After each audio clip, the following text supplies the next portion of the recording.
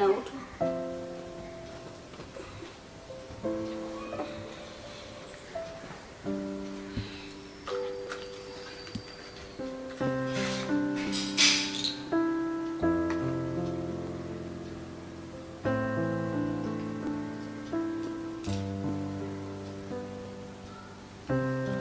নাও, খেয়ে নাও।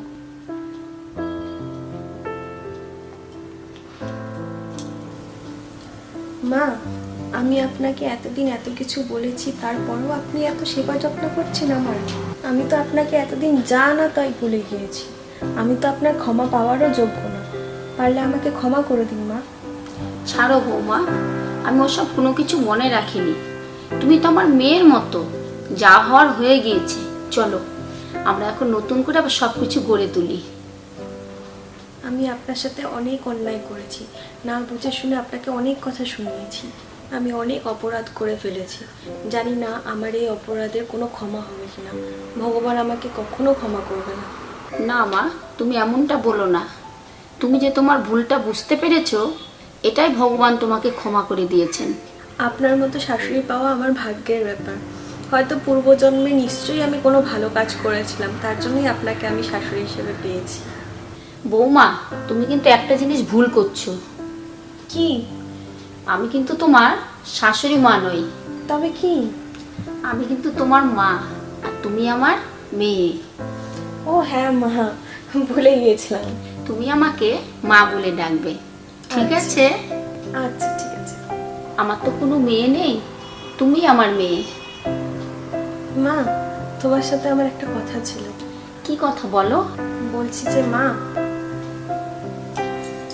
এই চাবির জন্যই আজ আমাদের মধ্যে এত অশান্তি, এত ঝগড়া, এত ভুল বোঝাবুঝি। আমি আপনাকে অনেক অপমান করেছি শুধু এই চাবির জন্য। তাই আমি বলছি কি, এই চাবির দায়িত্ব আর আমি নিতে পারবো না। এই ভার আমি আর বহন করতে পারবো না। এর জন্যই আমি আপনাকে দূরে সরিয়ে ফেলেছিলাম।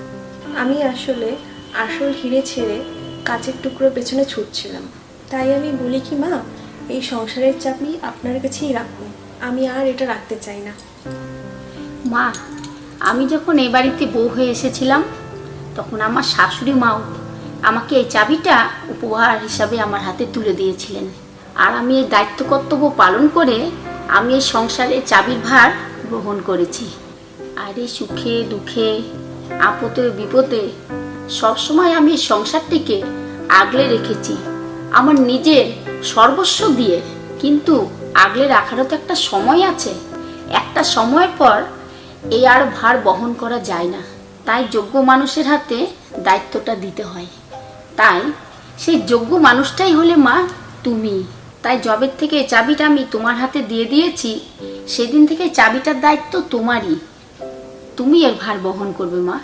আমি তো এটা আর ফেরত দিব না মা। আমি আমার বাড়ির বউ, অর্থাৎ আমার মেয়ের হাতে আমি চাবিটা দিয়ে দিয়েছি।